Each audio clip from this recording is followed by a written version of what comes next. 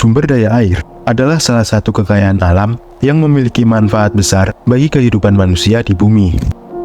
Namun, pemanfaatan sumber daya air di Indonesia, termasuk di Nusa Tenggara Barat, masih belum optimal. NTB sering menghadapi tantangan serius terkait ketersediaan dan pengelolaan air. Selama musim hujan, wilayah ini rentan terhadap bencana banjir akibat curah hujan yang sangat tinggi. Sebaliknya, saat musim kemarau, NTB sering menghadapi kekeringan, terutama akibat fenomena El Nino. Ketika El Nino terjadi, suhu di Indonesia cenderung meningkat dan musim kemarau menjadi lebih panjang yang berujung pada kekeringan yang parah. Untuk mengatasi bencana banjir dan kekeringan yang sering melanda, salah satu upaya yang dapat dilakukan adalah dengan membangun bendungan Gamawotah. Bendungan Gamawotah terletak di Provinsi NTB dan membendung Sungai Wotah sebagai sumber air utamanya. Bendungan Gamawotah merupakan bendungan urugan dengan tinggi mencapai 79,5 meter dan panjang 800 meter dengan lebar puncak 10 meter. Bendungan ini memiliki tabungan efektif sebesar 50 juta meter kubik dengan tabungan mati 5 juta meter kubik dan tabungan minimum 25 juta meter kubik serta luas genangan mencapai 182 hektar. Bangunan ini menggunakan bangunan spillway dengan saluran luncur yang memiliki lebar 43 meter. Spillway ini mampu mengalirkan air hingga 866 meter kubik per detik. Bendungan Gamawotah dilengkapi dengan saluran intake berupa 3 buah pipa ductile cast iron dengan masing-masing pipa berdiameter 500 mm. Saluran intake ini memiliki kapasitas 2,59 meter kubik per detik yang dapat digunakan untuk mengairi irigasi di sekitarnya dengan debit 2,5 meter kubik per detik dan akan dimanfaatkan sebagai sumber air minum sebesar 90 liter per detik. Air yang mengalir pada saluran intake ini digunakan juga sebagai penggerak turbin generator listrik yang dapat menghasilkan daya listrik sebesar 965 kWh.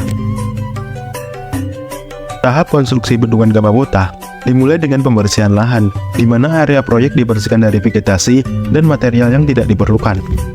Tahap yang selanjutnya adalah dewatering. Dewatering dilakukan dengan mengalihkan aliran sungai menggunakan saluran pengelak sehingga area yang akan dibangun bendungan menjadi kering.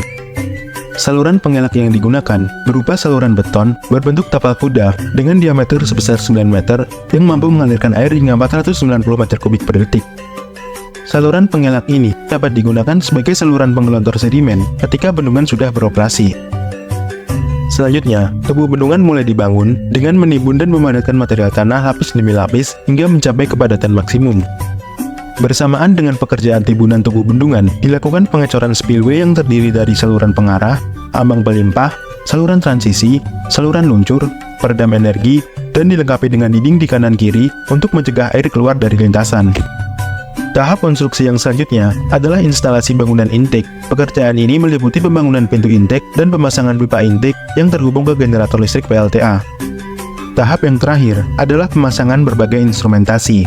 Untuk menjaga keamanan bendungan, maka diperlukan instalasi berbagai instrumentasi untuk memantau kondisi bendungan secara real-time. Pembangunan bendungan Gamawotah ini memerlukan biaya sebesar 3,1 triliun rupiah dengan durasi pekerjaan 2 tahun. Selanjutnya, untuk mengoptimalisasi operasi dan pemeliharaan bendungan, penerapan IoT dilakukan. Penerapan tersebut meliputi pemantauan elevasi dan kualitas air secara real-time, buka tutup pintu intake sesuai kebutuhan, dan perangkat penyaring sampah otomatis. Selain itu, untuk menunjang kegiatan ekonomi sosial dan budaya yang berkelanjutan oleh masyarakat sekitar, dilakukan pembangunan fasilitas penunjang, seperti budidaya ikan, wisata perahu, pujasera, dan berbagai fasilitas penunjang seni dan olahraga. Sehingga, diharapkan bendungan Gamawotah bukan hanya solusi untuk pengelolaan air, tetapi juga menjadi harapan baru bagi masyarakat Nusa Tenggara Barat dalam menghadapi tantangan iklim dan meningkatkan kualitas hidup.